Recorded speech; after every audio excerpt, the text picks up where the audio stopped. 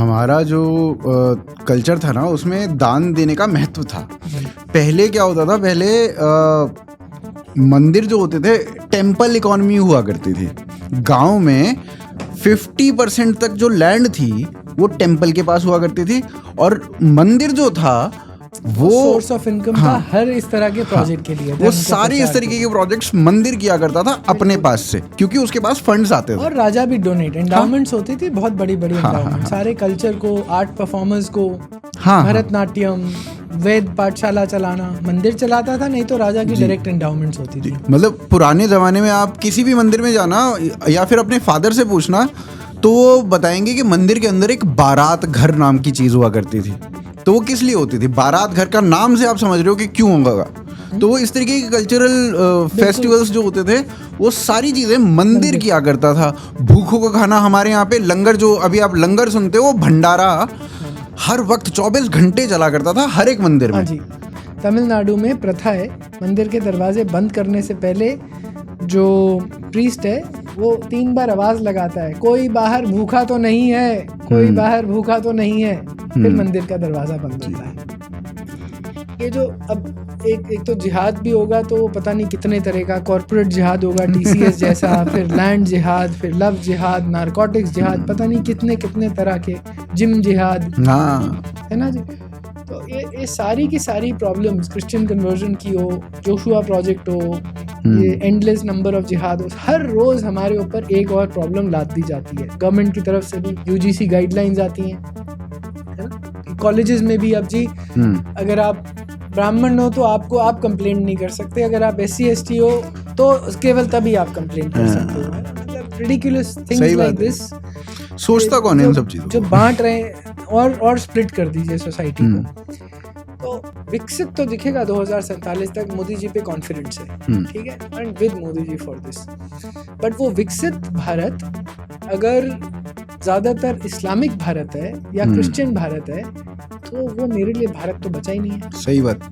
वो पाकिस्तान है, बांग्लादेश है, टूटा है या टूटा नहीं है, कोई फर्क ही नहीं पड़ता। What does victory look like? एक हिंदू राष्ट्र है, अच्छा ऑलरेडी है, तो फिर हम लड़ क्यों रहे हैं? फिर अगर राष्ट्र ऑलरेडी है तो लड़ क्यों रहे हैं? ये भी तो बता दीजिए कि इतनी ऑप्रेस सोसाइटी हो ना, 97%, या चलिए छोड़िए, सवर्णों को 20%, 25% है, 75% आपकी सोसाइटी ऑप्रेस्ड है। किसने बनाया था कैलाशनाथ मंदिर? सारे ब्राह्मण और क्षत्रिय बैठ के ठोक रहे थे। पाकिस्तान चले जाओ, पाकिस्तान चले जाओ, वहां पे देखो, वहां पे तो बाजवा था पिछला। बाजवा वो ना अपने आप को गुज्जर लगाना छोड़ते हैं, वो अपने आप को आज भी गुज्जर मान रहे हैं, वो आज तक अपने आप को राजपूत मानते। अभी वहां पे पाकिस्तान में ना एक वो देख रहा था मैं, क्राउड पब्लिक ओपिनियन चल रहे थे। मतलब एक लड़की ने लड़कों से वहां पे बात कर रही थी कुछ से, तो उसने कहा कि बताइए गुज्जर कैसे होते हैं? वो गुज्जर तो ऐसे होते हैं। राजपूत कैसे होते हैं? पाकिस्तान में चल रही है, मुसलमान बोल रहे हैं राजपूत कैसे होते हैं? राजपूत ऐसे होते हैं जी। और ब्राह्मण कैसे होते हैं? ब्राह्मण ऐसे होते हैं जी। अब वो पाकिस्तान में मुस्लिम ब्राह्मण, मुस्लिम राजपूत, मुस्लिम जाट, मुस्लिम गुजर, ये चल रहा है। कास्ट प्राइड जो है वो धर्म प्राइड से बहुत ऊपर है। तभी आपको गाड़ियों के पीछे जाट लिखा हुआ दिख जाएगा, ब्राह्मण लिखा हुआ दिख जाएगा, गुज्जर दिख जाएगा, यादव दिख जाएगा।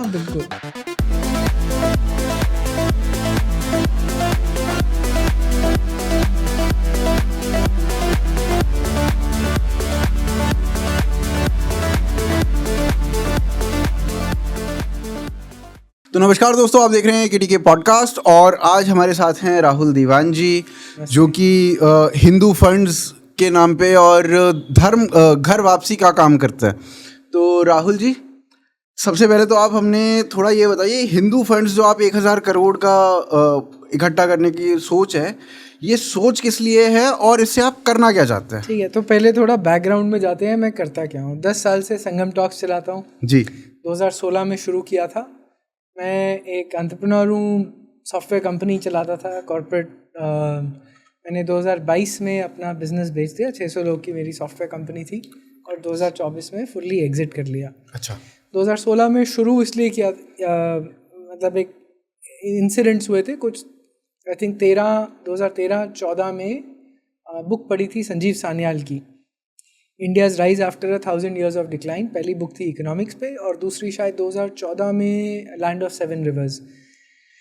और दोनों बुक्स इतनी रिमार्केबल थी कि मेरी जो एक गांधीयन था मेरे अंदर, गांधीयन इकोनॉमिक्स थी कि गो बैक टू विलेजेस और वो सब, वो तहस नहस कर दिया था पहली बुक ने, India's rise after 1000 years of decline, कि 91 के बाद मार्केट्स ओपन होना क्या होता है, सोशलिज्म क्या होता है, एक शब्द और उनकी डेफिनेशंस जो बताई जाती हैं, एक इमोशन, उस सब से हटकर एक एक एक इकोनॉमिस्ट से इकोनॉमिक्स काम कैसे करती है, मार्केट्स काम कैसे करती हैं, इंडिया की इकोनॉमिक हिस्ट्री कैसे रही है, वो सब इतनी ज़बरदस्त थी। वाई इज़ अर्बनाइजेशन इम्पॉर्टेंट, कि वो बुक ने पूरी मेरे को रीओरिएंट करा। फिर लैंड ऑफ सेवन रिवर्स आई, जब देखा कि भाई ये तो हिस्ट्री कभी पढ़ा ही नहीं है, ये कैसी हिस्ट्री है, कि घोरी तो 150 साल तक वो वापस नहीं आया था। 150 साल तक तुर्क वापस नहीं आए थे, इतनी बड़ी पिटाई पड़ी थी। उससे पहले तो यही था कि हम तो बस रौंद दिए जाते थे। तो ये सब जब पढ़ा तो संजीव को कांटेक्ट करा, डरते संजीव सान्याल, संजीव सान्याल, वो सिंगापुर में थे। अच्छा। और ये दोनों बुक्स उनकी लिखी हुई थी। हाँ वो पता है मुझे। वो उस टाइम चीफ स्ट्रैटेजी ऑफिसर थे, डॉइचे बैंक के एपैक हेड थे, आई थिंक ऐसा कुछ टाइटल था। सो वो छुट्टियां ले लेके 2 साल का ब्रेक लिया जैसे, और लैंड ऑफ सेवन रिवर्स पूरे भारत में ट्रैवल कर करके जो साइट्स मेंशन्ड है, he is perhaps a non historian, non मतलब हिस्ट्री उनका सब्जेक्ट है, but he is not a MA और व्हाटएवर, स्टूडेंट नहीं थे। But राम गुहा की तरह, unlike Romila Thapar and all of these people, he traveled to every place that he's mentioned. ठीक है। अभी हमने एक संगम टॉक से एक इवेंट ऑर्गेनाइज करा, अमरदीप सिंह जी को बुलाया जी, जिन्होंने गुरु नानक की ट्रैवल्स 9 कंट्रीज में करी हैं। वो भाई साहब सिंगापुर से वंस अगेन 2014 से अभी तक 9 कंट्रीज में अपनी बुक्स लिखने के लिए, गुरु नानक की ट्रैवल्स करने के लिए 9 कंट्रीज में एक एक जगह गए हैं। बलूचिस्तान में पाकिस्तान की ISI उनको ट्रेल करी है, टेररिस्ट के साथ बात करी है, अफगानिस्तान में शहरों में घूमे हैं। ये हिस्टोरियंस होते हैं जी। रोमिला थापर की जगह AC रूम में बैठकर और हिस्ट्री पे ज्ञान बांटना है, वो सब नहीं। एनीवेज, सो संजीव की बुक इतनी ट्रांसफॉर्मेटिव थी कि मैंने अपनी सोलो ट्रैवल शुरू करी। हम्पी गया, सुना भी नहीं था हम्पी भी कोई जगह है। अच्छा। तो हम्पी देखा, वहाँ की डिस्ट्रक्शन देखी, हम्पी की क्या किया था वो गोलकोंडा सल्तनत और इन सब ने लकड़ियाँ ठूस ठूस के पूरे मंदिरों को आग लगाई थी। एक मंदिर बच गया था, विरूपक्षा टेम्पल, क्योंकि वो वाइल्ड बोर्स आ गए थे इस्लामिक आर्मीज को चार्ज करने। एनीवेज, सो आइडिया ये था कि संजीव को बुलाकर लेक्चर्स ऑर्गेनाइज करेंगे दिल्ली यूनिवर्सिटी में। उस टाइम यही सोचा था। अच्छा। क्योंकि ये हिस्ट्री बतानी है जी। तो प्रेस क्लब ऑफ इंडिया जो दिल्ली में है, वो लेफ्टिस्ट गढ़ था, वहाँ पर ऑर्गेनाइज करा, and was called why it is important to rewrite India's history. Packed hall था, और वो टॉक मेरे को कोई ज़्यादा आइडिया नहीं था करेंगे क्या, यूट्यूब का रिकॉर्ड करेंगे, अच्छी ऑडियो क्वालिटी, अच्छी वीडियो क्वालिटी, और यूट्यूब पर डाल देंगे। अच्छा। उसके बाद क्या होगा कुछ आइडिया नहीं था। मैं तो अपना बिजनेस रन करता था। मेरा this was only a side thing for civilisation, धर्म के लिए करना है। वो टॉक बहुत ही ज़बरदस्त वायरल हुई। फिर एक दो बाद के बाद साई दीपक आए, उनकी फ्रीइंग टेम्पल्स की टॉक थी, वो ज़बरदस्त वायरल हुई। तो फिर ये जर्नी शुरू हो गई। अब क्या हुआ इस जर्नी में, जब 1-2 साल बीत गए तो मैंने क्या रूल सेट करा था अपने बिजनेस के लिए कि 7% of my annual 3 years profits मैं निकाल कर अपनी ट्रस्ट को रूट करूँगा, और ट्रस्ट से संगम टॉक्स और ये सब चीज़ें फंड करूँगा। तो कुछ लोगों में मिलना शुरू हो गया जिनको फंड्स की नीड थी। कोई वैसे मैं 1999 से एक स्कूल चलाते हैं किशनगढ़ में, वसंत कुंज में ही, तो करीबन 1000 बच्चों की लाइफ टच करी होगी। तो ऐसे कुछ स्कूल्स पहले से फंड कर रहे थे, थोड़े थोड़े छोटे छोटे, वो बढ़ने शुरू हो गए। उड़ीसा में भी स्कूल खोले बच्चों के लिए, नॉन फॉर्मल एजुकेशन। फिर जैसे मैंने बताया, संगम टॉक्स के माध्यम से कुछ लोगों के प्रोजेक्ट्स ढूंढने, उन लोगों को मिला जो इनक्रेडिबल प्रोजेक्ट्स चला रहे थे। एवरीथिंग फ्रॉम से cleaning the Ganga to saving girls from conversion in Kerala. तो उनको धीरे धीरे मैंने फंड करना शुरू करा, जितनी हैसियत थी बट ये जैसे कंपनी से प्रॉफिट्स रूट करना शुरू करा तो शायद फंड करने की हैसियत भी बढ़ने लगी धीरे धीरे। ये फंड स्लोली काफ़ी बढ़ गया। सो बाय एज ऑफ से लास्ट मंथ हमने करीबन 225 ग्रांट्स दिए हैं पिछले 10 सालों में टू अबाउट ओवर 120 ऑर्गेनाइजेशंस और इंडिविजुअल्स, और एक काफ़ी बड़ा अमाउंट है। और www.hindu.fund पे सब लिस्टेड होता है। 2016 से जिस भी संस्था को ग्रांट दिए वहाँ उसका नाम लिखा हुआ है और कितना ग्रांट दिया है वो सब ट्रांसपेरेंटली अवेलेबल है। सोर्स कहाँ से है वो ज़्यादातर मेरी बिजनेस का पैसा था, वो सब अभी नहीं डालते। तो जब मैं अपने बिजनेस से एग्ज़िट कर रहा था तब ये दुविधा थी कि अब मैं एग्ज़िट कर रहा हूँ और तो अब फंड्स कहाँ से आएंगे। एक तो है कि एग्ज़िट कर रहा हूँ तो अच्छा एग्ज़िट है, मार्केट में पैसा डालूंगा तो sure I will be able to fund that. But तब ये थॉट था कि क्या खुद ही करते रहेंगे क्या। तो देन आई थॉट दैट एक हिंदू फंड बनाना चाहिए और कुछ ऑडेशियस सा गोल रखना चाहिए। हम कॉर्पोरेट लाइफ में सिखाते हैं कि कुछ टारगेट डालो बोर्ड पे और उसके फिर पीछे पढ़ो कुछ बड़ा सा। तो 100 करोड़ 500 करोड़ नहीं 1000 करोड़ कुछ रैंडम ऐसा ही रैंडम थॉट था। बट इसके पीछे मतलब ये फंड कलेक्ट करके करेंगे क्या? तो अभी भी क्या कर रहे हैं, अभी हमने करीबन 20-22 करोड़ रुपए 10 साल में डिस्ट्रीब्यूट करे हैं। ओके, ठीक है। It's very very large. I don't know of any organization which has funded धार्मिक organizations at this scale. ठीक है। किस तरह की organizations है? अर्श विद्या Samaj in Kerala. They claim about 6,000 to 8,000 girls, लड़कियों को इस्लाम और क्रिश्चियनिटी से वापस लेकर आए हैं। या प्रिवेंट कराए कन्वर्जन। उनके पेरेंट्स उनके पास लेकर आते हैं आचार्य मनोज के पास, और उन्होंने पूरा आश्रम बनाया हुआ है। 30-40 लड़कियों को तो मैं मिला हूँ और कई बारी मिला हूँ। श्रुति, वैशाली, आतिरा, ये सब केसेस हुए हैं जो बहुत पॉपुलर, केरला मीडिया में बहुत पॉपुलर केसेस आए हैं वेयर विमेन टारगेटेड। उनके पूरे कन्वर्जन सेंटर चलते हैं ऑफिशियली। लड़कियों को एनरोल करते हैं, ये बोलेंगे कि तुम्हारा भगवान सूंड वाला कैसे हो सकता है, तुम्हारा भगवान अपनी पत्नी को नहीं बचा पाया। तो वैसे डाउट्स डाल के फिर एक ट्रेनिंग सेंटर में लेकर आते हैं, वहाँ कुरान पकड़ाई जाती है। ये फिर सिलसिला 1-2-3 साल चलता है बिफोर दे कन्वर्ट। और ये मल्टीपल हंड्रेड्स ऑफ गर्ल्स पे लगातार साइमल्टेनियसली ऑल ओवर केरला चलता है, एंड ये ऑल ओवर इंडिया चलता है, भोपाल में भी चलता है। सो उनको धीरे धीरे फंड करना शुरू करा। फॉर एग्जांपल एक व्यक्ति केरला में ही एक उग्र नरसिम्हा ट्रस्ट, उस टाइम रिक्लेम टेम्पल्स के नाम से, वो केरला में टीपू सुल्तान, हैदर अली के और मोपला राइट्स 1921 में तोड़े हुए मंदिर रिक्लेम करके, इंक्रोचमेंट जो ज़्यादातर मुस्लिम्स करते हैं उनसे वापस रिक्लेम करके, केसेस फाइट करके फिर छोटे छोटे टेम्पल्स बना रहे हैं, इस कमरे जितने टेम्पल्स हैं। बट उससे सारी हिंदू कम्युनिटी जो आसपास की है वो रिचार्ज हो जाती है। उनको फंड करना शुरू करा। गंगा क्लीनिंग का कोई प्रोजेक्ट फंड करा काशी में। फिर लेट्स से मध्य प्रदेश में एक व्यक्ति हैं अमिताभ सोनी, वो अपना ट्राइबल एरियाज़, भोपाल के बाहर ट्राइबल एरियाज़ में क्रिश्चियन कन्वर्जन रोकते हैं, बच्चों को एंगेज करके रखते हैं, हिंदू बच्चों को, उनको फंड करना शुरू करा। ऐसे बहुत संस्थाएं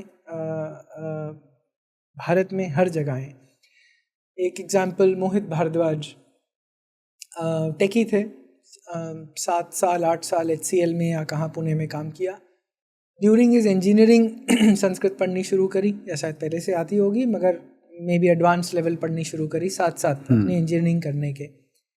और ऋग्वेद की उच्चारण की, ऐसा माना जाता है, मेरे को एग्जैक्ट नंबर याद नहीं होगा, शायद 1300 शाखाएं थी, मतलब उच्चारण की पद्धति है। वो आज शायद 16 या ऐसे कुछ रह गई हैं। उसमें एक जो है शाख्यायन शाखा, उसके केवल 2 आचार्य लिविंग बचे हैं इस समय, और दोनों 70s में हैं। तो ये 2 बच्चे, मोहित भारद्वाज और एक शायद अभिजीत, इन दोनों ने उन 2 आचार्यों के अंडर शाख्यायन शाखा में ट्रेनिंग ली। 4-5 साल बांसवाड़ा राजस्थान और कर्नाटक में कहीं पर, या पुणे में, जो भी, ये ट्रेनिंग ग्रहण करी। मोहित भारद्वाज का ट्रांजिशन मैंने पर्सनली देखा है। टेक से छोड़कर नॉन प्रॉफिट मेरे पास ही आए सरयू में, फिर संगम टॉक्स चलाना है, लेकिन इंटरेस्ट कभी था ही नहीं। 2 साल शायद 1-1.5 साल 2 साल मेरे साथ रहे, क्योंकि हर समय एक ही गोल था, मुझे गुरुकुल खोलना है। तो और कहाँ खोलना है? सोनीपत में खोलना है, क्योंकि वो ब्रह्म स्थल है, क्योंकि वो ऋग्वेद में उस एरिया को, सारे क्षेत्र को ब्रह्म स्थल माना जाता है। और शाख्यायन शाखा नॉर्थ इंडिया के लिए रेकमेंडेड उच्चारण की पद्धति है। ठीक, तो अब मोहित ने सब कुछ छोड़कर वहाँ पे गुरुकुल खोला। किसी ने लैंड का ग्रांट दिया, फिर शादी हो गई, अपनी पत्नी को भी लेके वहीं पर ही पहुँच गया। ही लिव्स लाइक सन्यासी, मतलब गृहस्थ है, बगैर धोती होगी एक, जी, पर कपड़ा होगा। अब वहाँ पर 20-25 बच्चों को शाख्यायन शाखा में ट्रेनिंग करी जा रही है। पूरा एक सिस्टमैटिक उस शाखा को रिवाइव करने का और उसकी कॉन्टिन्यूटी का एक सिस्टम बन रहा है। इसी तरह से अभिजीत को भी हम फंड कर रहे हैं। अभिजीत पुणे में है शायद जी, वहाँ पर वो अपने 20-25 बच्चों को पढ़ा रहे हैं। अच्छा, तो ऐसे करके ना पूरे भारत में प्रोजेक्ट्स हैं, हर जगह प्रोजेक्ट्स हैं। पार्वती जी बाउल सिंगर हैं। बाउल बंगाल का भक्ति ट्रेडिशन है, वैष्णव ट्रेडिशन है सिंगिंग का, और नोमैड्स की तरह घूमते रहते हैं, शादी करते हैं, मगर मतलब बेसिक्स पे रहते हैं। लोगों के मधुकोरी बोलते हैं। मधुकोरी मतलब ऐसे मधुमक्खी फूल में जाकर नेक्टर इकट्ठा करती है, उसी तरह गांव-गांव जाकर आप गाएंगे और गांव वाले हर घर से आएंगे और चावल और जो भी दाल वाल सब दान में देंगे, आप बोरी भर के घर जाएंगे। ऐसे सारे बाउल ट्रेडिशन चलता था। बाउल बहुत ही डाइंग ट्रेडिशन है अब। तो पार्वती जी अभी शायद one of the tallest singers हैं बाउल ट्रेडिशन को रिवाइव करने के लिए। उनके गुरु ने उनको बोला था, क्योंकि बाउल मर रहा है और ऐसे घूमते फिरते शायद नहीं होगा, आपको आश्रम बनाना होगा। तो उन्होंने, पार्वती जी ने बहुत साल पहले आश्रम तो बना लिया था। कैसे इकट्ठे करते थे? इंटरनेशनल ट्रैवल करती थी पार्वती जी, और वहाँ से जो पैसा मिलता था उससे सारा आश्रम का खर्चा निकलता था, जो भी पर्सनल खर्चा है, आश्रम का खर्चा, सब वो निकलता था, सैलरीज आश्रम की। तो कई साल पहले एक कोइंसिडेंस की वजह से, क्योंकि IGNC आए हुए थे परफॉर्मेंस के लिए, IGNC ने आश्रम के 2 जो पार्वती जी और उनके जो सहायक हैं उनको तो टिकट और वो सब दे दिया था, मगर उनके पूरे जो परफॉर्मर्स थे 10-11 उनको पैसे नहीं दिए, ना रहने की जगह, ना ट्रैवल के फीस। तो अब वो पैसे ढूंढ रही थी कहीं आसपास से। तो मेरे दोस्त राघव कृष्णा जो बृहत चलाते हैं, बृहत को हमने फंड किया। We were the first seed funders in Brihat, एक इंटेलेक्चुअल ऑर्गेनाइजेशन को। राघव ने मुझे फ़ोन किया कि ये थोड़ी डेस्परेट सिचुएशन है, आप कुछ करोगे? तो मैंने बड़ा ब्रीद साई किया, यार फिर से एक और प्रोजेक्ट, अब ये कैसे करता रहूँ मैं। बट एनीवेज पार्वती जी से कनेक्ट हुआ, उनके सारे जो ट्रूप था उनको स्टे करवाया, टिकट आने जाने की वो सब करी। फिर पार्वती माँ ने वो एक मुझे बाउल ट्रेडिशन में एक गमछा टाइप होता है, बहुत ही कलरफुल, वो दिया। One of the most beautiful moments of my life जब उन्होंने वो डाला। She is walking divinity. फिर ऐसे एक मन का एक कनेक्शन बन गया पार्वती जी के साथ। तो एक दिन आश्रम गया था, कई साल हो गए, 3-4 साल, मधुकोरी भी गए, नंगे पैर सब घूमने पार्वती जी के साथ। तब पता चला कि आश्रम की सैलरीज वो ट्रैवल कर करके देती हैं, और साधना में और बाउल के काम को आगे बढ़ाने में टाइम बचता नहीं है, बिकॉज इसी में ही सब समय निकल जाता है। तब मैंने पार्वती जी को कहा, आप अब ट्रैवल नहीं करोगे, पैसे के लिए नहीं करोगे, आश्रम की सैलरीज के लिए। आपको जाके बाउल फैलाने के लिए और 2 गुना ट्रैवल करना है, आपकी प्रॉब्लम है।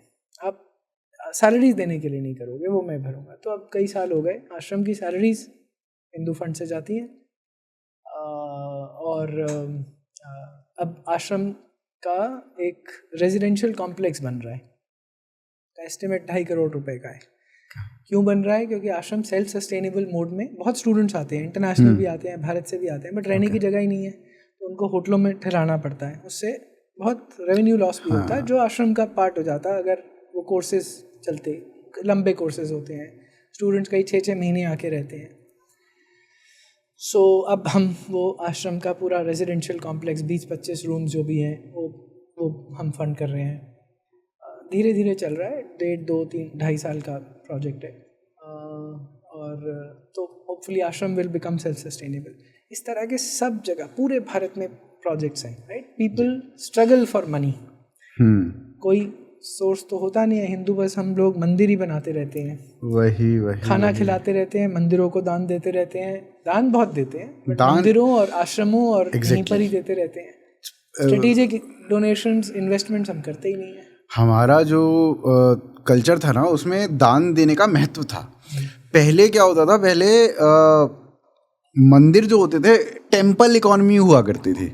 गांव में 50% तक जो लैंड थी वो टेम्पल के पास हुआ करती थी, और मंदिर जो था वो सोर्स ऑफ इनकम था हर इस तरह के प्रोजेक्ट के लिए। वो सारे इस तरीके के प्रोजेक्ट्स मंदिर किया करता था अपने पास से, क्योंकि उसके पास फंड्स आते थे। और राजा भी डोनेट, एंडाउमेंट्स होती थी, बहुत बड़ी बड़ी एंडाउमेंट, सारे कल्चर को, आर्ट परफॉर्मर्स को, भरतनाट्यम, वेद पाठशाला चलाना, मंदिर चलाता था, नहीं तो राजा की डायरेक्ट एंडाउमेंट्स होती थी। मतलब पुराने ज़माने में आप किसी भी मंदिर में जाना या फिर अपने फादर से पूछना तो वो बताएंगे कि मंदिर के अंदर एक बारात घर नाम की चीज़ हुआ करती थी। तो वो किस लिए होती थी? बारात घर का नाम से आप समझ रहे हो कि क्यों होगा। तो वो इस तरीके के कल्चरल फेस्टिवल्स जो होते थे, वो सारी चीज़ें मंदिर किया करता था। भूखों का खाना, हमारे यहाँ पे लंगर, जो अभी आप लंगर सुनते हो, वो भंडारा हर वक्त 24 घंटे चला करता था हर एक मंदिर में। हाँ जी। अभी ब्लेम किया जाता है जी, गुरुद्वारों में तो सब जगह चलता है, मंदिरों में तो ये जो सारे जो आइडेंटिटी वाइज हार्डकोर सिख हो जाते हैं, ऑलमोस्ट एक्सक्लूसिव अपने आप को बताते हैं, वो ऐसे एक्यूजेशन लगाते हैं। तमिलनाडु में प्रथा है, मंदिर के दरवाजे बंद करने से पहले जो प्रीस्ट है वो 3 बार आवाज लगाता है, कोई बाहर भूखा तो नहीं है, कोई बाहर भूखा तो नहीं है, फिर मंदिर का दरवाजा बंद होता है। हाँ, तो ये तो मतलब हमारी हमेशा से प्रथा ये तो अंग्रेजों ने आके इसको खत्म किया कि अगर ये भूखे नहीं मरेंगे तो ये टैक्स क्यों देंगे। हाँ नहीं, मगर वो सारा इकोसिस्टम जो मंदिर को फीड करता था वो ही तोड़ दिया। मतलब ये होता था कि हर एक आदमी को जो भी अर्निंग कर रहा है उसको अपनी आय का 30% मंदिर को दान देना होता था। हाँ, तो 30% के ऊपर था जो भी था। 10 कोई बोलता है, कोई जो भी है, बट ये सेंट्रल था हमारा, बिल्कुल सेल्फ मैनेज्ड इकोनॉमी थी। बिल्कुल। Doctor Bajaj, doctor MD Srinivas, दोनों पद्मश्री हैं, उन्होंने बहुत अच्छी टॉक, उल्लवूर तमिलनाडु की एक एरिया था, 1780 ऐसे कुछ की डॉक्यूमेंटेशन है, संगम टॉक्स पे है, जिसपे वहाँ पर ये बता रहा है कि सारा टैक्स बता रहे हैं वो कि सारा टैक्सेशन सिस्टम काम कैसे, सिक्योरिटी पूरी की पूरी लोकल, उस पूरे एरिया की, एक डिस्ट्रिक्ट कह लीजिए या कलेक्शन ऑफ विलेजेस था, खुद मैनेज करते थे। वाटर इरिगेशन सिस्टम खुद मैनेज करते थे। स्कूल्स खुद मैनेज करते थे। स्कूल्स में कौन पढ़ता था, वहाँ पर डेटा है, वही धर्मपाल जी ने वो सबके पास वही डेटा मैन्यूस्क्रिप्ट से निकाल कर डॉक्टर बजाज और MD श्रीनिवास जी ने ये कंपाइल करके डेटा प्रेजेंट करा हुआ है। उसके बाद मतलब रोल अप होती थी इकोनॉमी। ये सब जब हो गया, अब जी जो बचा वो नेक्स्ट लेवल पे, उसके ऊपर वो नेक्स्ट लेवल पे, फिर वो पहुंचता था सेंट्रल मोनार्क राजा के पास। तो अभी वही पंगा वही है कि हम लोगों को आदत तो है, ट्रेडिशन वाइज हमारे दादाओं ने, उनके दादाओं ने उनको सिखाया तो है कि मंदिरों को दान देना है। हम अपनी आय का एक अच्छा खासा हिस्सा मंदिरों में दान दे देते हैं, लेकिन अब मंदिर जब फ्री ही नहीं है तो वो इस तरीके के कॉज करेगा कैसे, या वो इस तरह के कॉजेज को आगे ही नहीं बढ़ाते। हाँ, ये भी प्रॉब्लम है। अभी जैसे राम मंदिर है, तो राम मंदिर पहले तो ये हो रहा था कि राम मंदिर बन जाएगा तो क्या मिल जाएगा, क्या हो जाएगा। अब राम मंदिर बना, ट्रस्ट के पास पैसा आया, अब वो यूनिवर्सिटी भी बना रहे हैं, वो हॉस्पिटल भी बना रहे हैं, वो स्कूल भी बना रहे हैं। उस हॉस्पिटल और यूनिवर्सिटी में राम का प्रचार नहीं होगा। हाँ, ये पक्की बात है, पक्की बात, सेक्युलर प्रचार वहाँ बिल्कुल बिल्कुल बिल्कुल सेक्युलरिज्म बनाया जाएगा। अभी आप किसी भी हॉस्पिटल में चले जाओ, और ऐसा बहुत सारे हॉस्पिटल हैं जहाँ पे ये जो नर्सेज होती हैं वो क्रिश्चियनिटी को फैलाती हैं। और मदर टेरेसा ने तो पूरी उम्र ही ये किया, उसको हमने क्या बना दिया। मैंने सुना, मेरे कोई जानकार व्यक्ति बिहार से यहाँ पर राजीव गांधी हॉस्पिटल में कैंसर ट्रीट कर रहे थे, वो वहाँ पर लोग रूम में घुस कर बाइबल बांटते हैं। ये पता नहीं कैसे, how is this even allowed या टॉलरेटेड। मगर वेंकटेश्वरा यूनिवर्सिटी, जो by the way funded Tirupati मंदिर का है, आपको अगर पता हो, दिल्ली यूनिवर्सिटी का वेंकटेश्वर कॉलेज, वो तिरुपति से फंडेड है पूरा का पूरा, साउथ कैंपस में। मगर वहाँ पर तिरुपति बालाजी का कुछ प्रचार होता है? कोई प्रचार नहीं, सिर्फ एक फोटो टांगी रहेगी बस। लेकिन मिशनरी स्कूल्स में रोज बाइबल की क्लासेस होंगी, आपको स्कूल में वो पढ़नी भी पड़ेगी, ये सब होगा। बिल्कुल हम तो करते ही नहीं है। राम मंदिर, कैंसर हॉस्पिटल बनाएंगे, यूनिवर्सिटी बनाएंगे, बट सेक्युलर बना देंगे। मैं इसमें 2 एग्जाम्पल देता हूँ मेरी अपनी लाइफ से। एक मेरे रिश्तेदार हैं, वो मूलचंद में काम करती थी वो, और वहाँ पे जब काम करती थी, मूलचंद हॉस्पिटल दिल्ली वाला, वहाँ पे जब काम करती थी तो जो नर्सेज थी या और स्टाफ थी, जो क्रिश्चियन स्टाफ थी, वो प्लीज़ आप हमारे कहने से एक बार बाइबल पढ़ के देखिए, एक बार बाइबल। वो उनको फिर जीसस की कहानियाँ सुनाती हैं, सारी चीज़ें करती हैं, बाइबल गिफ्ट कर देती हैं, कोई बर्थडे आता है तो बाइबल गिफ्ट कर दिया जाता है। इस तरीके की चीज़ें वो अपने एंड से करे जा रहे हैं। किस लिए कर रहे हैं वो हम सबको पता है। फिर एक यहाँ पे स्कूल था, अब नहीं होती वो सब चीज़ें, पहले हुआ करती थी वहाँ पे। उस स्कूल के अंदर मतलब ऐसे वो करते थे, एक जीसस का लॉकेट लेके आते थे, वो लकड़ी वकड़ी का बना होता था।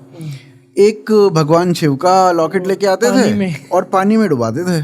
लकड़ी वाला तो तैर रहा है, कहते जब तुम्हारा भगवान खुद को ही नहीं बचा पा रहा तो इस तरीके से बच्चों को कन्वर्ट किया जाता था।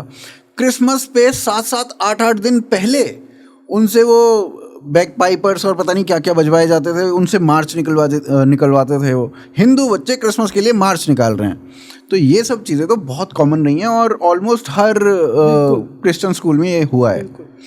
तो बाकी अभी आप जो कर रहे हैं वो घर वापसी पे भी काम कर रहे हैं, तो उसके बारे में थोड़ा बताइए।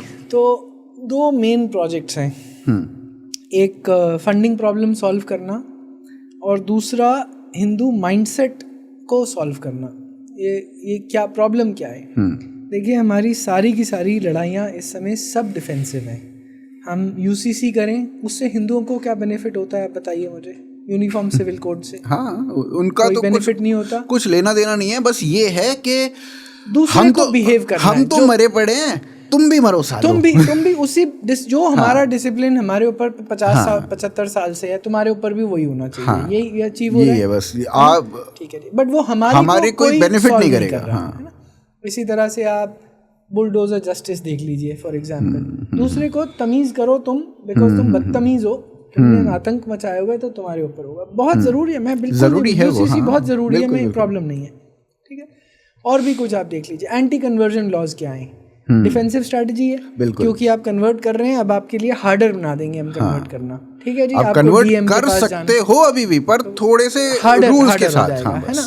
तो डिफेंसिव स्ट्रेटजी है। देखिए, ये जो अब एक तो जिहाद भी होगा, तो पता नहीं कितने तरह का कॉर्पोरेट जिहाद होगा, TCS जैसा, फिर लैंड जिहाद, फिर लव जिहाद, नारकोटिक्स जिहाद, पता नहीं कितने कितने तरह के, जिम जिहाद, है ना जी। तो ये सारी की सारी प्रॉब्लम्स, क्रिश्चियन कन्वर्जन की हो, जोशुआ प्रोजेक्ट हो, ये एंडलेस नंबर ऑफ जिहाद हो, हर रोज़ हमारे ऊपर एक और प्रॉब्लम लाद दी जाती है। गवर्नमेंट की तरफ से भी UGC गाइडलाइंस आती हैं, है ना। कॉलेजेस में भी अब जी, अगर आप ब्राह्मण हो तो आप कंप्लेंट नहीं कर सकते, अगर आप SC/ST हो तो केवल तभी आप कंप्लेंट कर सकते हो, है ना। मतलब रिडिकुलस थिंग्स लाइक दिस। सोचता कौन है इन सब चीज़ों को? जो बांट रहे हैं, और स्प्लिट कर दीजिए सोसाइटी को, तो मंदिर आज़ाद नहीं है। सारी की सारी प्रॉब्लम्स हम लड़ते ही रहते हैं, और मेरी ना एक दुविधा है हिंदू ऑर्गेनाइजेशन से, और ये कई बारी चर्चा भी करी है मैंने VHP के कुछ लीडर्स से, कि ये बताइए कि विक्ट्री दिखती कैसी है। हम लड़ रहे हैं, हम एक वॉर में हैं, एक वॉर है, हमारे पास पैसा भी नहीं है, बाहर से बिलियंस ऑफ डॉलर्स इंडिया में आते हैं। अश्योर आपने FCRA टाइट कर दिया, जो भी कर दिया, but money flow has not stopped. सही बात है, की बात है। फिर एक माफिया होता है जो इस्लामिक सारे नैरेटिव को फैलाता है, और उनका हलाल पैसा है जो वो सब फंड करता है, हवाला भी है और हलाल भी है। तो we have an asymmetric war. हमारे पास पैसा नहीं है, ना हम इतने ज़्यादा एकत्रित हैं कि हम शत्रुबोध हमारे में कम है। So we are fighting but हम एंडलेसली लड़ रहे हैं और यही हमारे को सुनने को मिलता है, बहुत संघर्ष करना है, जातिवाद से संघर्ष करना है ना, ये सब चीज़ों से संघर्ष ही करते रहना है। तो मेरा सवाल ये होता है कि संघर्ष के बाद वो भारत कैसा दिखेगा? विकसित तो दिखेगा 2047 तक, मोदी जी पे कॉन्फिडेंस है, ठीक है, and with Modi ji for this. But वो विकसित भारत अगर ज़्यादातर इस्लामिक भारत है या क्रिश्चियन भारत है तो वो मेरे लिए भारत तो बचा ही नहीं है। सही बात। वो पाकिस्तान है, बांग्लादेश है, टूटा है या टूटा नहीं है कोई फर्क ही नहीं पड़ता। सही बात है। बट अगर एक अखंड भारत हो और वो पूरा इस्लामिक हो तो मुझे उससे क्या लेना देना है? तो मेरे लिए तो खत्म है। भारत तो एक वैल्यू सिस्टम्स है ना। सही बात है। तो अभी इसमें बहुत सारे जैसे संघ के लीडर्स हो गए या फिर कई और लीडर्स हो गए, बड़े बड़े नेता हो गए, वो इस चीज़ के ऊपर तो काफ़ी सॉफ्ट पड़ जाते हैं ना। वो तो यही कहते हैं ना कि सबका साथ सबका विकास, या फिर वो ये कहते हैं कि मुसलमानों के बिना भारत की परिकल्पना ही नहीं हो सकती। तो ये सब चीज़ें तो बड़े बड़े नेता ही बोल रहे हैं। बिल्कुल, बहुत प्रॉब्लम है ये। मतलब मुझे तो ये नहीं समझ में आता, वही प्रश्न यही आता है ना मेरा गर्वित भाई, कि आप एंड में विक्ट्री कैसी दिखती है वो बता दीजिए, और उस विक्ट्री तक पहुंचने के लिए हमें क्या करना पड़ेगा। आप बोलिए तो सही, हजारों लाखों लोग जूझने को तैयार हैं, क्लैरिफाई तो करो जैसे वॉर होता है, ठीक है। इसमें बड़ा अच्छा इंसिडेंट में इनको सबको, जब ऐसी यही कॉन्वर्सेशन होती है तो बताता हूँ, रिपीट करता हूँ। सैम बहादुर मूवी देखिए। जी जी जी। इंदिरा गांधी 2 मंत्रियों के साथ, सैम बहादुर साइड में खड़े होकर सुन रहे हैं, वो बात कर रहे हैं। इंदिरा गांधी बोलती है, it's soldier's duty is to die for the nation. Sam Bahadur गुस्से में आकर बोलते हैं, मानेकशॉ टेबल पे हाथ मार के, soldier's duty is to win the war for the nation. Exactly. अब आप हमारे को संघर्ष में जुझवा रहे हो कि हम जान खत्म कर दें अपनी, या हमारे को विक्ट्री की तरफ ले जा रहे हो? अगर ले जा रहे हो विक्ट्री की तरफ, please be clear, this is what victory looks like. उसमें कॉन्स्टिट्यूशन, आपकी यहाँ कॉन्स्टिट्यूशन पड़ी है, वो कैसे मोल्ड होगी, चेंज होगी या नहीं होगी, ऐसी ही रहेगी क्या? ये सब कुछ क्लैरिटी हमारे को कोई देता ही नहीं है। What does victory look like? एक हिंदू राष्ट्र है, अच्छा ऑलरेडी है, तो फिर हम लड़ क्यों रहे हैं? फिर अगर राष्ट्र ऑलरेडी है तो लड़ क्यों रहे हैं, ये भी तो बता दीजिए। जी हनी, ये बोला जाता है काफी बार कि हिंदू राष्ट्र है, बट आपकी परिकल्पना में हिंदू राष्ट्र क्या है? देखिए, एक स्टेटमेंट बोलता हूँ, a nation state that promotes, protects, a nation state that promotes, protects the values of the Indian civilization. Indian civilisation माने केवल हिंदुओं, जो आजकल संकुचित तरह से अगर देखें, हिंदू नहीं, ग्रेटर हिंदुइज्म, जैन, बौद्ध, इंडियन रिलीजनिस्ट के जो वैल्यूज हैं, चारों अपने रिलीजन, जो और ट्राइबल रिलीजन, जो भी उनकी वैल्यू सिस्टम्स हैं, हम लेट लिव होता है, हमारा शास्त्रार्थ हजारों सालों से चलता है। कन्वर्ट हम भी सब करते थे कि एक समय पे पूरा तमिलनाडु, पूरा जो द्राविड़ लैंड, तमिलनाडु केरला बोलते हैं, जैन था, ऐसे टर्न होते रहते थे शहर। ये जितना मैंने पढ़ा है इसके बारे में, वो ऐसा था कि एक ही परिवार का, जैसे बाप है तो बाप हिंदुइज्म फॉलो कर रहा है, अलग मत होते, और उसका जो बेटा है वो जैन है, भाई है वो बौद्ध हो गया है। बिल्कुल। तो वो इस तरीके से इन तीनों चारों में कोई आपस में कुछ भी बन सकता था, कोई दिक्कत थी नहीं। देखिए, अशोका सबसे ज्यादा बुद्धिज्म को फैलाता था, मगर फिर भी ग्रांट्स देता था हर तरह, चार्वाकों को, आजीविकाओं को, सबको ग्रांट, सबको जाते थे, क्योंकि वो अलग था नहीं ना। वो अलग था ही नहीं, वो एक ही, मतलब ये मेरा सिर है, ये मेरा हाथ है, ये मेरा पैर है, सब है तो मेरा ही ना। प्रमोट कर रहे हो किसी को, मगर आप फिर भी, क्योंकि आपका धर्म एक राजा का धर्म है, सब सारे मंक्स को, उनकी सारी फिलॉसफीज को सपोर्ट करना, तो वो भी करता था। ठीक, तो बात सारी ये आ जाती, तो वो एक ऐसा राज्य चाहिए, और मैं राष्ट्र नहीं बोलूँगा, हिंदू राष्ट्र हम ऑलरेडी होंगे, मुझे हिंदू राज्य चाहिए। अच्छा। जो इन वैल्यूज़ को स्टेट प्रोटेक्ट करे, which means possibly that the constitution may have to be changed.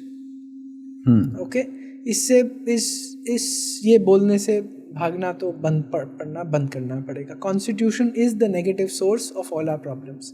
Abrahamic constitution है जिसका वर्ल्ड व्यू एक बड़ा, वो वर्ल्ड व्यू धार्मिक है ही नहीं, इंडिक वर्ल्ड व्यू ही नहीं है। क्यों नहीं है? हमारी मेन आइडिया क्या है कि सब चीज़ में वो चेतना शक्ति हर चीज़ में है। इस लकड़ी में भी है, आप में, मुझ में, हर फूल में, पत्ते में, कुत्ते में, सुअर में, सब में है, गाय में, वही चेतन है। अब ये बात जैन भी मानेगा, बौद्ध भी मानेगा, सिख भी मानेगा, हिंदू भी मानेगा, दोमी पोलो का ट्राइबल भी मानेगा, एंसेस्टर वर्शिप वहाँ कॉमन होगी, पेड़ की, नदियों की, पहाड़ों की पूजा कॉमन होगी, हर जगह ये वैल्यू सिस्टम्स कॉमन है। केवल ये कहाँ कॉमन नहीं है? इस्लाम में और क्रिश्चियनिटी में, जो बोलते हैं तुम सब ये नकली भगवान है तुम्हारे, फॉल्स गॉड्स हैं, सिर्फ अल्लाह है या सिर्फ गॉड है, क्रिश्चियन गॉड है। उन दोनों की अपनी लड़ाई तो ख़त्म नहीं होती, हमारे को आके सिखाते रहते हैं। बिल्कुल। सो अभी नेशन स्टेट क्या करता है, इन सारे वैल्यू सिस्टम्स को इक्वल स्टेटस दे देता है। ठीक है, पहली बात ये करता है, ऑल रिलीजन्स आर इक्वल। इसका मतलब, ये सेक्युलरिज्म का मतलब इन्होंने ये बना दिया, all religions are equal, without inspecting कि ये सारे रिलीजन और आइडियोलॉजीज क्या सोसाइटी में इक्वल आउटकम देते हैं या नहीं। क्या इस्लाम की जहाँ पर बहुत स्ट्रॉन्ग प्रचार होता है वो सोसाइटी कैसी होती है? अफगानिस्तान देख लीजिए आप, बांग्लादेश देख लीजिए, पाकिस्तान, कोई लिव एंड लेट लिव तो है ही नहीं, करेक्ट? तो इक्वल आउटकम तो इस्लाम देता नहीं है। तो अगर नहीं देता है तो आप उसको इक्वल स्टेटस क्यों देते हैं? ये कॉन्स्टिट्यूशन इक्वल स्टेटस देती है। फिर क्या करती है, और मार पड़ाने के लिए मेजॉरिटी को, माइनॉरिटी को स्पेशल राइट्स दे देती है कि जी आप तो for example under article 25(2)(b या जो भी, आप अपनी माइनॉरिटी इंस्टीट्यूशन तो रन कर सकते हो। आरटी यहीं से आया है। तमिलनाडु में हिंदू ओन्ड स्कूल्स बंद होते जा रहे हैं जी, क्योंकि एक सर्टन लैंड चाहिए, इतनी टीचर स्टूडेंट रेशो चाहिए। बट अगर आप क्रिश्चियन और मुस्लिम हो तो no problem, this will not apply to you, यही करती है जी। तो अब क्या किया आपने, हिंदुओं को पहले तो सबको कहा कि no matter what your value systems are, आप सब इक्वल हो। फिर दूसरों को कहा नहीं आपको थोड़ा स्पेशल स्टेटस दे। नहीं, मुझे ये समझ में आया ही नहीं आज तक, मतलब कॉन्स्टिट्यूशन से ही ये क्वेश्चन उठता है मेरे को, आज तक ये बात समझ में नहीं आई कि आप सेक्युलर भी हो और आपके पास माइनॉरिटी राइट्स भी हैं। ये दोनों एक साथ कैसे हो सकते हैं? माइनॉरिटी कमीशन बना कैसे अगर आप सेक्युलर हो? है ना, ये ऑपरेसर ऑपरेस थियरी से आता है, अमेरिका से इन्होंने इंपोर्ट करा है जी, कि जो भी मेजॉरिटी होती है जी वो हमेशा जो माइनॉरिटी होती है ना उसको ऑपरेस करती है जी। और यही इन्होंने बकवासबाजी हमारे सब जातिवाद और यहाँ पर सब डाला हुआ है। तो फिर आप मतलब इस क्वेश्चन का मेरे को आंसर कोई कर दे कि अगर ब्राह्मण 3% थे तो फिर मेजॉरिटी में ऑपरेस कैसे कर सकते थे? बिल्कुल उन्होंने कैसे ऑपरेस किया? अगर ऑपरेसर बड़ा है नंबर में तो ब्राह्मण तो छोटा था नंबर में। 2000 साल से भार्गव जी बोलते हैं 2000 साल से ऑपरेशन चल रहा है, 200 साल तो झेलना पड़ेगा। अरे बता दीजिए ना ऑपरेशन कहाँ पर हुआ है, कब हुआ? कोई ऐसी सोसाइटी, कैलाशनाथ मंदिर बनाया, वर्ल्ड की रिचेस्ट सिटी हम्पी थी, ऐसा कभी किसी सोसाइटी में होता है कि इतनी ऑपरेस सोसाइटी हो ना? 97% या चलिए छोड़िए, सवर्णों को 20% 25% है, 75% आपकी सोसाइटी ऑपरेस्ड है। किसने बनाया था कैलाशनाथ मंदिर? सारे ब्राह्मण और क्षत्रिय बैठ के ठोक रहे थे। हाँ जी, मतलब कैसी नॉनसेंसिकल बातें हैं। आप लेफ्ट के व्यूज को इतना ऊपर कर देते हो खुद ही बोल के कि हम लोग डिफेंड करते करते मर जाते हैं। फिर हमारे को बताया जा सारे अब जी जातिवादी हो। ठीक है जी, अब यही सब वही एक्चुअली हमारी प्रॉब्लम। एक मेरे मेंटोर है, ये बोलते हैं कि हमारी प्रॉब्लम वर्ण नहीं है, वर्ण या जाति हमारी प्रॉब्लम नहीं है, हमारी प्रॉब्लम है वर्ण की डिस्ट्रक्शन, क्योंकि वर्ण को पूरा उधेड़ के रख दिया है। एक्चुअली हम मीडियोकर सोसाइटी इस वजह से है। तो अभी मैं गीता जी का पाठ कर रहा था कुछ दिन पहले ही, तो उसमें मल्टीपल जगहों पे कृष्ण जी ने बोला है कि आपके कर्म के आधार पर आपका वर्ण डिसाइड होता है। मल्टीपल जगहों पे। हमें आज तक ये बात समझ में ही नहीं आ रही कि कर्म के आधार पे है, जात जन्म के आधार पे नहीं है कुछ। इसमें थोड़ा सा डिबेटेबल है, क्योंकि क्या है कि जीवात्मा है, जीवात्मा जब नेक्स्ट बर्थ ले रही है तो मोस्ट ऑप्टिमम डिलीवरी ऑफ जो जीवात्मा के प्रारब्ध और जो इस जन्म में आएंगे वो कौन से पेरेंट्स उसको देंगे, उसको कौन सा इनेबलिंग एनवायरनमेंट मिलेगा जहाँ पर वो प्रारब्ध सबसे एक्सीलेंस की तरफ ले जाने की पूरे अच्छे से कर्म बर्न हो और अचीव हो जो भी ऑब्जेक्टिव्स वो जीवात्मा लेकर आ रही है। ये इसमें थोड़ा सा डाउट है, हम एक संगम टॉक्स पे इसके ऊपर डिबेट करेंगे इस क्वेश्चन को होपफुली सेटल करने के लिए। इसमें सीरीज ऑफ डिबेट्स होगी, एक नहीं हो पाएगी। But anyways, but what ever said and done, कर्म हो, बर्थ हो, जो भी मोबिलिटी थी हमेशा से, ये और जातिवाद विच मीन्स एक्सप्लॉयटेशन, एक सोसाइटी जो विश्व का 35-40% जीडीपी कंट्रोल करती हो, वो सोसाइटी कभी एक्सप्लॉयटेटिव नहीं हो सकती, या एक्सप्लॉयटेटिव सोसाइटी ऐसा कभी अचीव ही नहीं कर सकती। सही बात है। अभी इसमें मैं मतलब इनको पढ़ रहा था, अंबेडकर जी को पढ़ रहा था, तो अंबेडकर ने लिखा हुआ है कि उस टाइम पे मतलब जब ये भक्ति पीरियड चालू हुआ तो उस टाइम पे इतने बड़े बड़े स्कॉलर्स हुए, गुरु नानक तक और कबीर से लेके और रहीम से लेके और पता नहीं कौन कौन कितने बड़े बड़े स्कॉलर्स हुए उस टाइम पे। किसी भी स्कॉलर ने एक अक्षर भी जातीय घृणा के बारे में नहीं लिखा। अगर सोसाइटी में इतना सब कुछ हो रहा होता तो ये इतने बड़े बड़े स्कॉलर्स कुछ तो लिखते, एक अक्षर तो लिखते, एक अक्षर भी नहीं लिखा गया।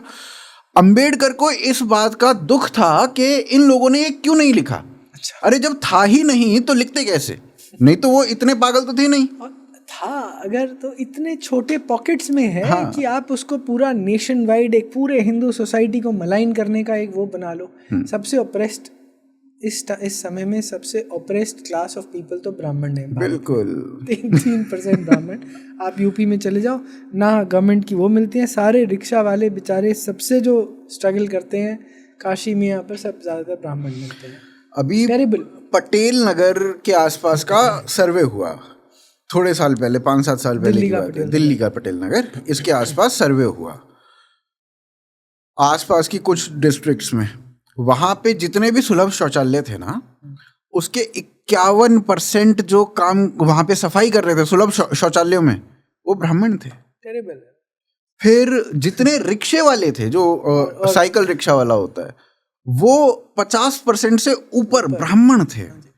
और आप कहते हो कि ब्राह्मण जो है वो ऑपरेसर है। गोल अचीव हो गया ना इनका कि जी हम सफाई ब्राह्मणों से करवाएंगे। अचीव कर लिया, अब हो गया अचीव, तो अब तो खत्म कर दो। अब तो खत्म कर दो भाई, हो गई ना।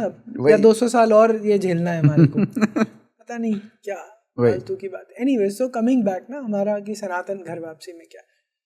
सो हमारे पास ना एंडलेस लड़ाइयाँ हैं और प्रॉब्लम ये है, ये हम लड़ते लड़ते खत्म हो जाएंगे सारे, लड़ते ही रहेंगे।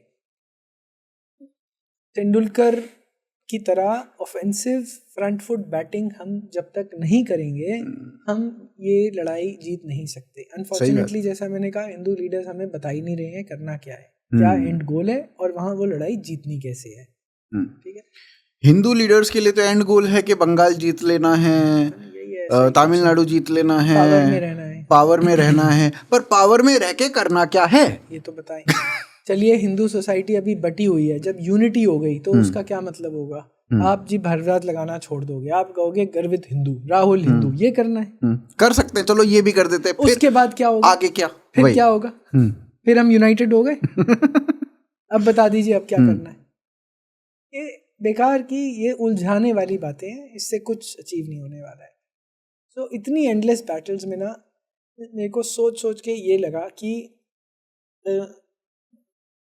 हम अंडर सिवियर अटैक है और हमारे को एक ऑफेंसिव स्ट्रैटेजी चाहिए। एक मेरे हिसाब से घर वापसी, और ये ऐसी छोटी नहीं, 400 आज कर दिए, 200 यहाँ कर दिए, 500 जी आज ये कर दिए, संघ ने करवा दिए, VHP ने करवा दिए, ये सब नॉनसेंस ना करके very large scale with a clear large goal, 10 सालों में 10 करोड़ मुसलमानों को वापस हिंदू धर्म में लाना है। केवल मुसलमान क्यों? क्योंकि जब मुसलमान आने शुरू होंगे, क्रिश्चियन तो रह ही नहीं पाएंगे, वो तो बड़े इजी हैं वापस लाने। सिंपल बात यह है। अब एक ऐसा गोल सेट करिए। तो मेरा सनातन घर वापसी फाउंडेशन से मिशन, हमारा जो हम कुछ लोग इकट्ठे हैं उसमें, उसका ये मिशन है कि हमारे को हिंदुओं का माइंडसेट चेंज करना है, संत समाज का और हिंदू जाति ऑर्गेनाइजेशंस का माइंडसेट चेंज करना है। अभी ना राजस्थान में राजपूत मुस्लिम ऑर्गेनाइजेशंस हैं। पता होगा आपको। त्यागी मुस्लिम ऑर्गेनाइजेशन भी हैं। ये सब नॉनसेंस है यार। आप राजपूत कैसे हो सकते हो जब आप मुस्लिम हो? आप राजस्थान की बात कर रहे हो?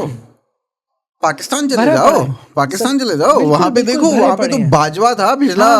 बाजवा। वो ना अपने आप को गुज्जर लगाना छोड़ते हैं, वो अपने आप को आज भी गुज्जर मान रहे हैं, वो आज तक अपने आप को राजपूत मानते। अभी वहां पे पाकिस्तान में ना एक वो देख रहा था मैं, क्राउड पब्लिक ओपिनियन चल रहे थे, मतलब एक लड़की ने लड़कों से वहां पे बात कर रही थी कुछ से, तो उसने कहा कि बताइए गुज्जर कैसे होते हैं। वो गुज्जर तो ऐसे होते हैं। राजपूत कैसे होते हैं? पाकिस्तान में चल रही है, मुसलमान बोल रहे हैं राजपूत कैसे होते हैं, राजपूत ऐसे होते हैं जी।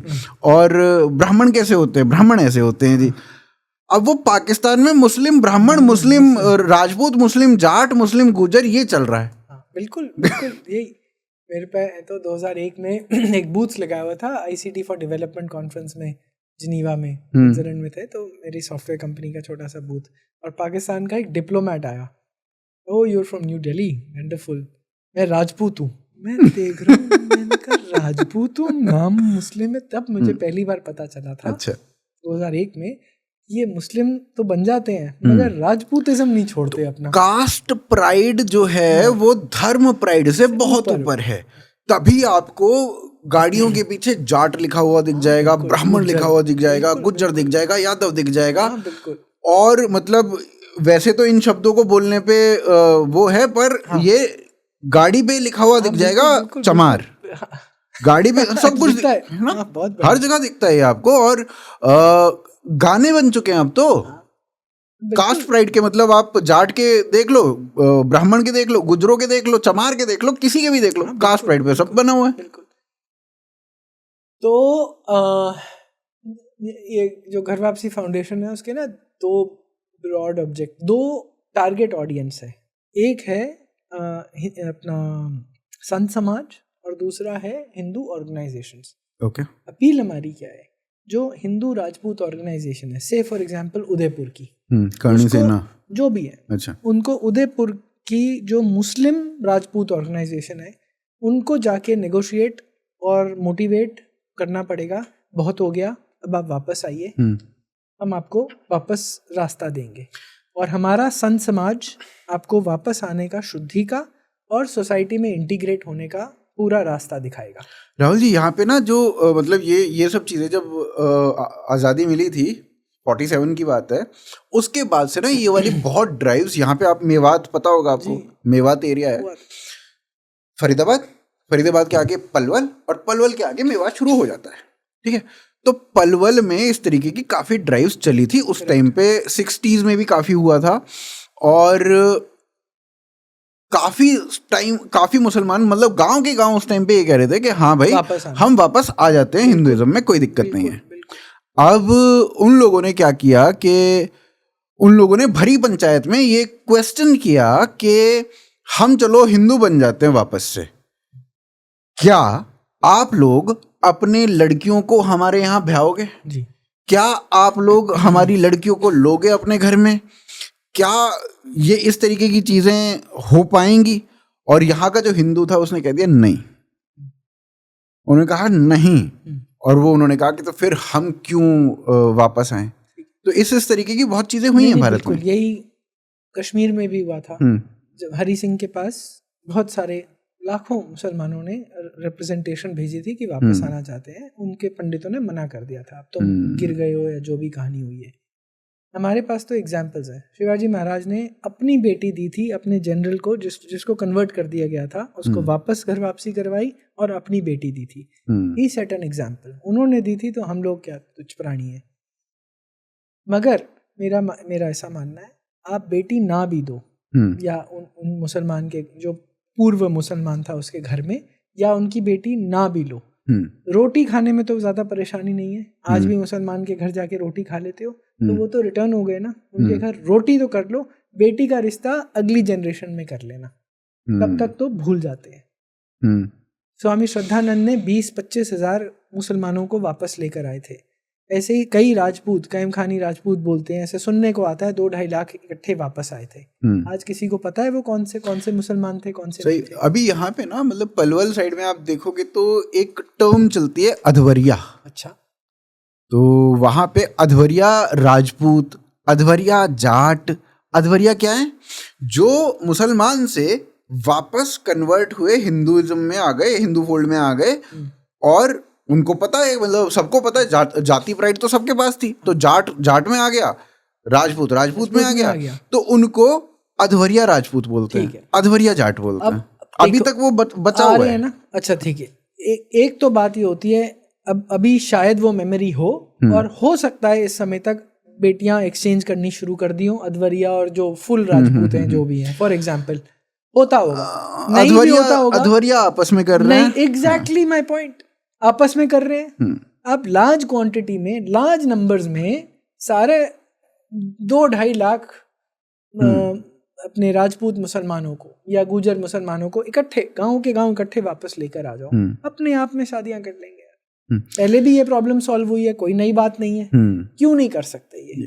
नहीं, मेरे को ये लगता है कि जागृति की ज्यादा जरूरत है कि ये कोई अधवरिया कुछ नहीं होता भाई, और कोई कुछ नहीं है। आप उसको एक अपने जैसा मानो, अपना मानो। जब आप अपना मानना शुरू करोगे तो आधी से ज्यादा प्रॉब्लम्स खत्म हो जाएंगी। ठीक है, मगर ये जरूर होता है कि जी वैल्यूज बड़ी अलग हैं, वो उनका खाने पीने का तरीका अलग है। चलो वो भी मीट बंद कर दिया, सब बंद कर दिया फॉर एग्जाम्पल, मगर कुछ वैल्यूज में, रहने के तरीके में डिफरेंस होता है। पता नहीं हमारी बेटी सेटल हो पाएगी या नहीं हो पाएगी, डाउट है, कोई बात नहीं, समझाओ तो सही कि भैया 1-2 जनरेशन की प्रॉब्लम है, तीसरी जनरेशन तक ये बातें सॉल्व हो जाएंगी। सही बात है, पहले तो वो आप ही के जैसे रहते थे जैसे आप, बिल्कुल वैसे, और फिर उसके बाद जब मुसलमान हुए 700-800 वैसे बन मुसलमान हो तो उनका रहन सहन वही उसी तरह से हो गया।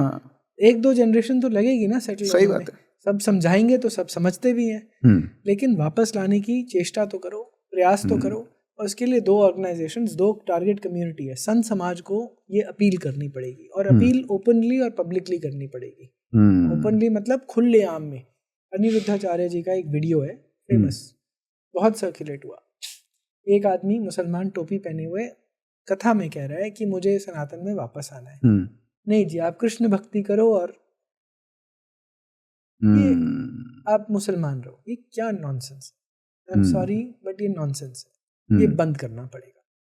यही बात मुसलमानों को वापस आने के लिए एक सॉर्ट ऑफ पुश बैक है। संत समाज को, कथावाचकों को, वरकरी समाज को, कीर्तनकारों को, सबको ये प्रोत्साहन करना पड़ेगा, अपनी कथाओं में बोलना पड़ेगा। मैं घर वापसी करवाता हूँ, मेरी लीगल टीम्स हैं, ये हमारे से एसोसिएटेड हैं, लॉयर्स हैं, वॉलंटियर्स हैं, या पैसे लेते हैं, आप लोग आइए, आपकी शुद्धि हम करवाएंगे, फिर आप पूरा आधार कार्ड पे नाम चेंज करवाइए, ये लीगल टीम्स हैं। ठीक है, तो हमारे ये मिशन है, एक संत समाज को ओपनली कॉल्स करवाना, और दूसरा लॉयर्स की कैपेसिटी बिल्डिंग करना पूरे भारत में, ताकि ऐसे जो आधार कार्ड पे गजट पे गजटियर आता है उस पे पूरा का पूरा फॉर्मल कन्वर्जन हो सके। इसकी कैपेसिटी बिल्डिंग करना लॉयर्स के लिए हर स्टेट में हमारा टारगेट है। करीबन 150-200 डिस्ट्रिक्ट्स में ऐसी लॉयर्स की टीम खड़ी करना, और संत समाज को मोटिवेट करना कि ओपन कॉल्स हो। मेरा ऐसा मानना है, जिस दिन बाबा बागेश्वर ने ओपन कॉल दे दी कि मैं घर वापसियां करवाता हूँ, अभी वो भी यही बोलते हैं कि भक्ति करो, मुसलमान रहो, कोई बात नहीं है। घर वापसी करते भी हैं, करते भी हैं, मगर जब ओपनली पूछा जाता है कि आप सबको घर वापसी करवाना चाहते हैं तो डिफेंसिव हो जाते हैं।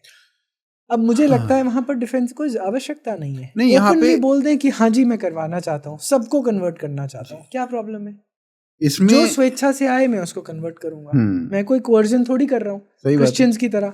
मैं जाके कोई बीमार है उसको कहूँ नहीं जी अब हनुमान जी तुझे बचा लेंगे इसलिए तू हनुमान, ये तो नहीं बोल रहा हूँ। मैं तो कह रहा हूँ तुम स्वेच्छा से आना चाह रहे हो, तुम हनुमान भक्ति में आ गए हो तो आना चाह रहे हो, मैं वेलकम कर रहा हूँ। और ये लॉयल टीम है, 8-10 हज़ार 6-7 हज़ार रुपए लगते हैं, आप उनको मिले और पैसे दो, वो कन्वर्शन करवाएंगे तुम्हारी। क्यों नहीं बोला जा सकता? क्यों नहीं संघ ये ओपनली बोल सकती?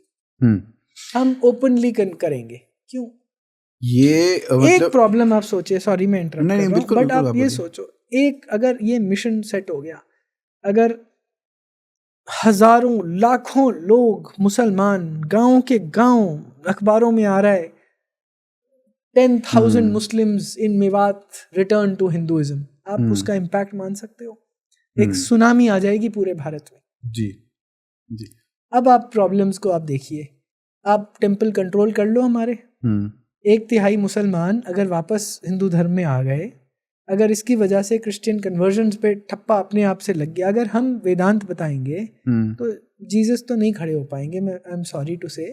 अगर हम किसी को अद्वैत समाज समझाते हैं कि वो करें ओपनली, चर्चों के बाहर, मस्जिदों के बाहर हम भी गीता बांटे, हम क्यों डिफेंसिव होते हैं? पार्कों में कुरान बांटते हैं, हम भी मुस्लिम एरियाज में जाके गीता बांटनी चाहिए, गीता का लेक्चर लगाना चाहिए। हम इतने डिफेंसिव क्यों हैं? अगर हम ये ऑफेंसिव नहीं है but front foot batting strategy पे आए और प्रोसेलिटाइजिंग और कन्वर्जन को एकदम एक नॉर्मल एक्टिविटी समझें। पूरा साउथ ईस्ट एशिया हमने कन्वर्ट करा था या नहीं करा था? सारा हिंदू था पहले, शैव थे, फिर अपना वैष्णव हुए, फिर शायद बौद्ध बाद में बने, सारा हमने कन्वर्ट करा। अब ये कहाँ से हमने स्टुपिडिटी एक्सेप्ट कर लिया कि हिंदूज कन्वर्ट नहीं करते? ये स्टुपिड है, स्टुपिड आइडिया है। सही बात है। मतलब आपके अपने राजा आपने पढ़ाया है कि इसने इस धर्म का प्रचार किया, लेफ्टिस्ट तो नहीं पढ़ाया ना हमें कि इस धर्म का प्रचार किया। वो राजा जब हिंदू था तो क्या अपने धर्म का प्रचार नहीं करता था? लेकिन जैसे ही बौद्ध हो गया वैसे ही अपने धर्म का प्रचार करने लगा। ये कौन सी स्टुपिडिटी है जी? अभी इसमें ना आपने एक बात बोली थी कि डिफेंसिव होने की, और बाबा बागेश्वर का आप एग्जाम्पल दे रहे थे। मुझे यहाँ से ना मदर टेरेसा याद आती है। मदर टेरेसा अपने हॉस्पिटल में, मतलब उसके हॉस्पिटल का जो बाद में सर्वे वगैरह हुआ था वो तो आउट इन ओपन है वैसे तो, अब फिर भी मैं रीआइट्रेट करता हूँ उसको। तो उस टाइम पे मदर टेरेसा एड्स का इलाज करती थी। एड्स का इलाज, और कैसे एड्स का इलाज होता था वहाँ पे उसको जो पेशेंट होता था उसको बोला जाता था पहले तो आपको क्रिश्चियनिटी में कन्वर्ट होना पड़ेगा। वो क्रिश्चियनिटी में कन्वर्ट हो जाता था। कई बार तो ऐसा करती थी कि भाई तुम अगर मर रहे हो ना, अब मरने से पहले कन्वर्ट करती थी, मरने से पहले तो कन्वर्ट कर ही देती थी उसको। बिल्कुल। वहाँ पे मतलब हाइजीन का कोई लेना देना नहीं था। यहाँ पे एक ही बेड पे 5-5 पेशेंट लेटे हुए हैं और वो चल भी नहीं पा रहे, तो पॉटी भी वहीं कर दी है उन्होंने। इस तरीके का हाइजीन मेंटेन्ड नहीं था। एक ही सुई से 5-5, 10-10 पेशेंट्स को लगाया जा रहा था। हाँ, तो ये सारी चीजें हैं और सबको केवल कन्वर्ट करने के लिए आप लेके आ रहे हो। और हम इतने मिशन चलाते हैं, स्कूल चलाते हैं, हम कम स्कूल्स नहीं चलाते। हाँ, मगर हम प्रचार नहीं करते। तो ये माइंडसेट चेंज करना मेरा मिशन है। संत समाज में अब जिस दिन बाबा बागेश्वर मान गए, और मैं ओपनली कैमरा पे भी बोल रहा हूँ, मैंने सन्निधानम जो जगत गुरु शंकराचार्य श्रृंगेरी, उनसे भी चर्चा करी है, 1-on-1 चर्चा हुई है इस पे।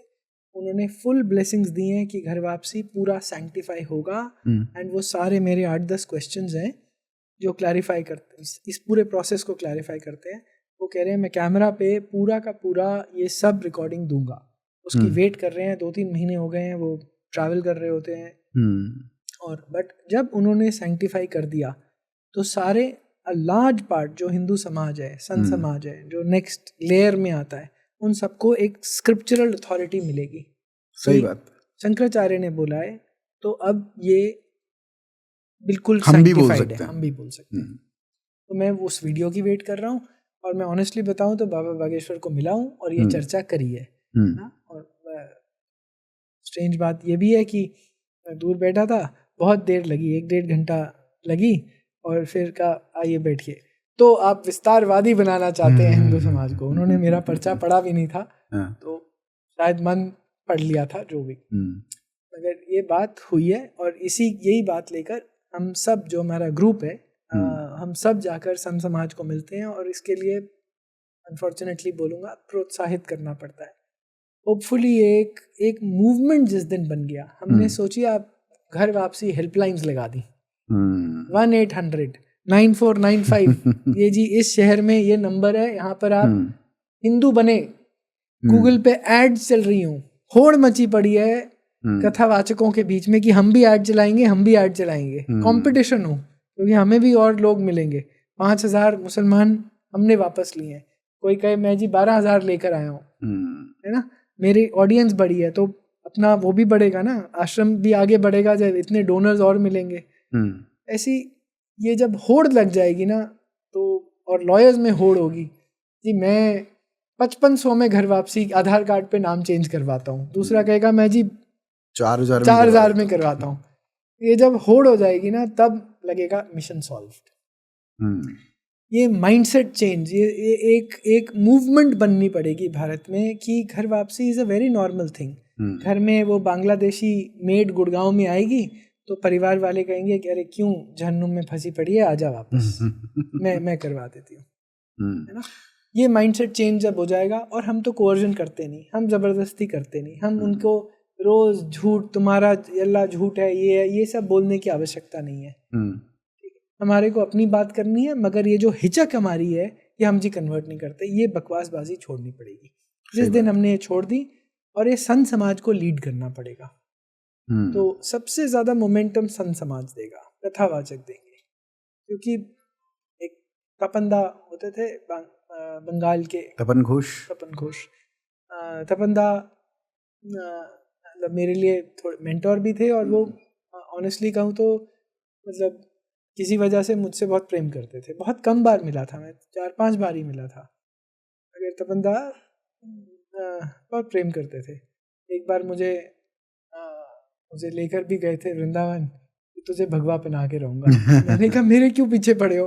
तो बोलते थे देश केवल भगवे की सुनता है। तो हाँ, तो इसलिए भगवाधारी संत समाज को ये अपील्स करनी पड़ेगी, और बेहिचक, क्या डर है? कॉन्स्टिट्यूशन सबको देती है ना प्रोसेलिटाइजेशन का राइट। वहाँ लिखा है क्या कि केवल मुसलमान और क्रिश्चियन कन्वर्ट कर सकते हैं? और वो तो अनएथिकल मींस अपना रहे हैं। आप एथिकल मींस से करो। आप तो बोल रहे हो स्वेच्छा से आना चाहते हो, मैं रास्ता दूंगा, मैं थोड़ी कुछ और बोल रहा हूँ। सही बात है। अपने जो ऑडियंस है उसको बोल रहे हो कि आपके घरों में कोई मेड हो, कोई आसपास गरीब व्यक्ति हो, कोई नाई दर्जी हो जो आपका काम करता है, प्रोत्साहित करो उनको कि आए। आप देखो मतलब सुनामी आ जाएगी, एक पॉजिटिव सुनामी भारत में। और ये सारी प्रॉब्लम्स, मंदिर आज़ाद नहीं करते, मत करो भैया।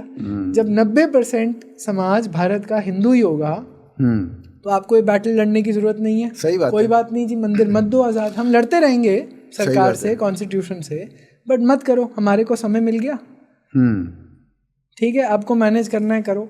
अच्छा जी, दूसरी यूसीसी, अच्छा ले आओ जो बचे हैं, लाना है नहीं लाना, कोई एंटी कन्वर्जन लॉज, जरूरत ही नहीं है अब आपको एंटी कन्वर्जन लॉज की। आपकी ये सारी एंडलेस जिहाद वाली प्रॉब्लम सॉल्व हो गई। वो नहीं रुकेंगे, जितने भी होंगे वो करेंगे। सही बात है, ठीक है, मगर आप भी करो ना, आप पॉजिटिवली वापस लेकर आओ। आप लेकर आ जाओ तो उनकी जो वेपनाइज करा हुआ है उन्होंने, वो खत्म हो जाएगा।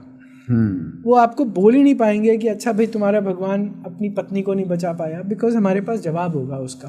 हम उनको उल्टा बोलेंगे कि भैया ये कैसा अल्लाह है यार, कि मेरे को एक हिंदू के घर में पैदा किया और अब मुझे वो वहाँ पैदा किया और वो पैदा करने के लिए मुझे जहन्नुम में भेज देगा, और वो भी इटर्निटी के लिए।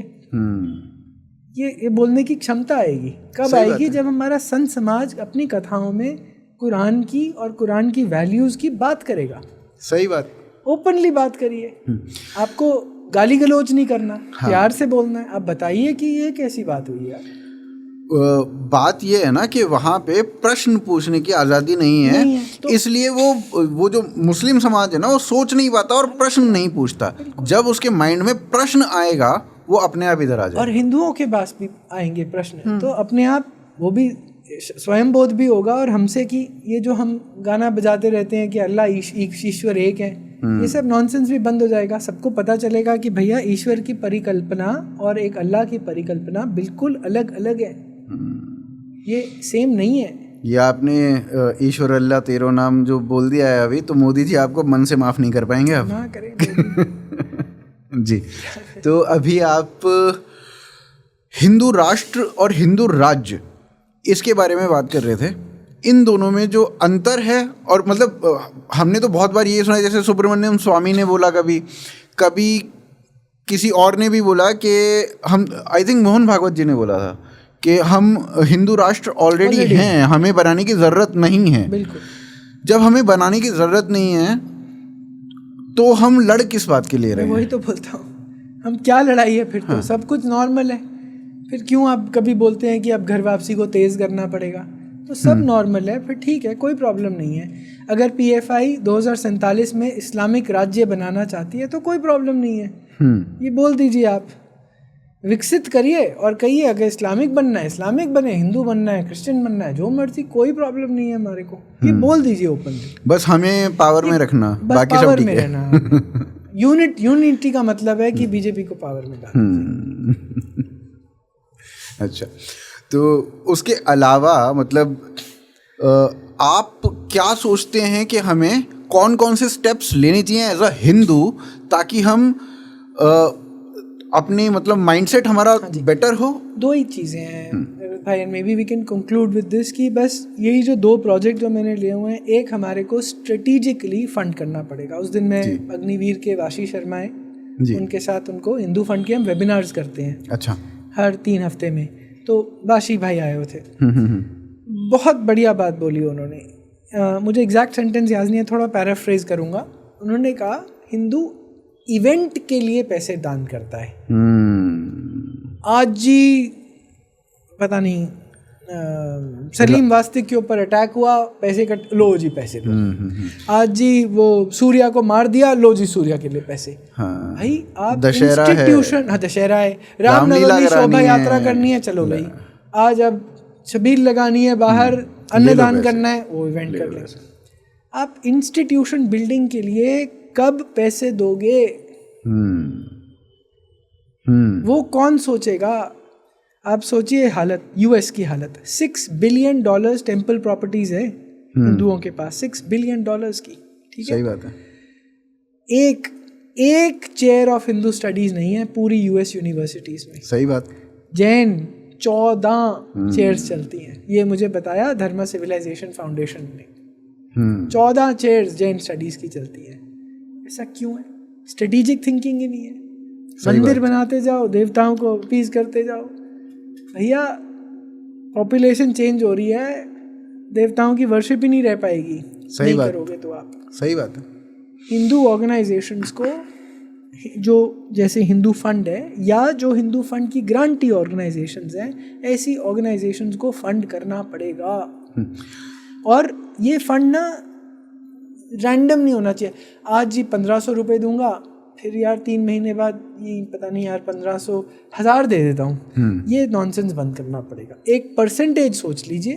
मेरी अपील 7% की रहती है, जो मैं अपने गुरु सदगुरु जग्गी वासुदेव से सीखा।